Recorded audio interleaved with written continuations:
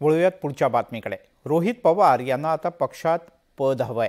पक्षाच्या युवा संघटनेत काम करण्याची इच्छा रोहित पवार यांनी बोलून दाखवले। खरं तर अहमदनगरमध्ये पक्षाच्या वर्धापन दिनाच्या कार्यक्रमात रोहित पवार आणि प्रदेशाध्यक्ष जयंत पाटील यांच्यात शाब्दिक जुगलबंदी रंगली होती।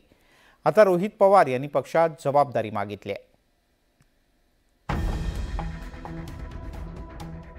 अजित पवारांच्या बंडानंतर राष्ट्रवादी काँग्रेसमध्ये उभी फूट पडली आहे आणि पक्षाच्या पहिल्या फळीतील नेत्यांनी अजित पवार गटाची वाट धरली।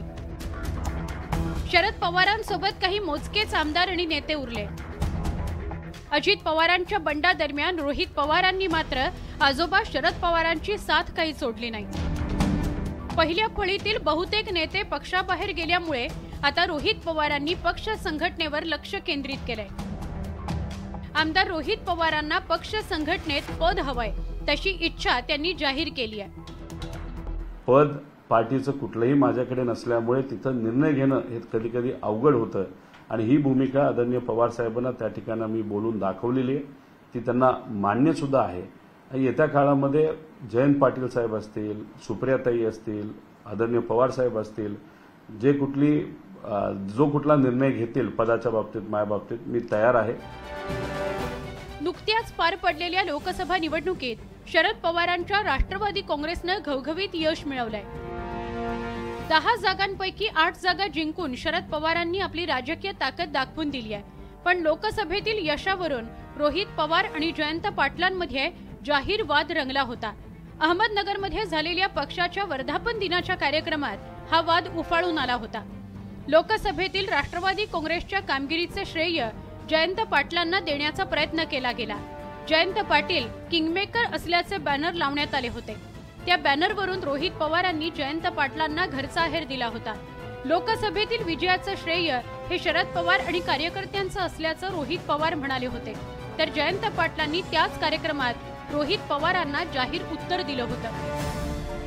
मी किंगमेकर आहे, मी सेनापती आहे।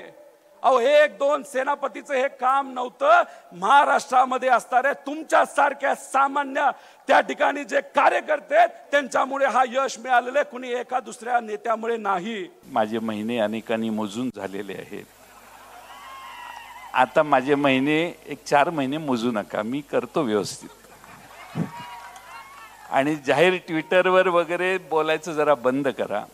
काय असेल ते शरद पवार साहेबांना जयंत पाटलांची तक्रार जाऊन करा।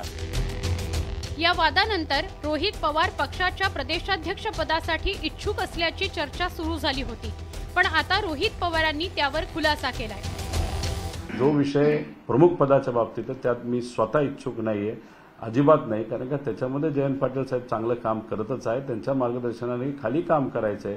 पण काम करत असताना जो युवा, विद्यार्थी, अजून इतर जे काही सेल आहे त्याच्यामध्ये खऱ्या अर्थाने काम करण्याची जरूरत आहे। गेल्या वर्षी ऑक्टोबर महिन्यात रोहित पवारांनी युवा संघर्ष यात्रा काढली होती।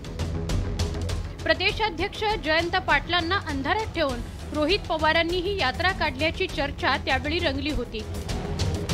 रोहित पवार हे शरद पवारांचे नातू असल्यामुळे त्यांना पक्षात वेगळं स्थान आहे। आता रोहित पवारांनी थेट पक्षात काम करण्याची इच्छा जाहीर केली आहे। दरम्यान सोमवारी रोहित पवारांनी शरद पवारांची भेट घेतली, त्यामुळे आगामी काळात रोहित पवारांवर पक्षात कोणती जबाबदारी दिली जाते याकडे सगळ्यांचं लक्ष लागून राहिलेलं आहे।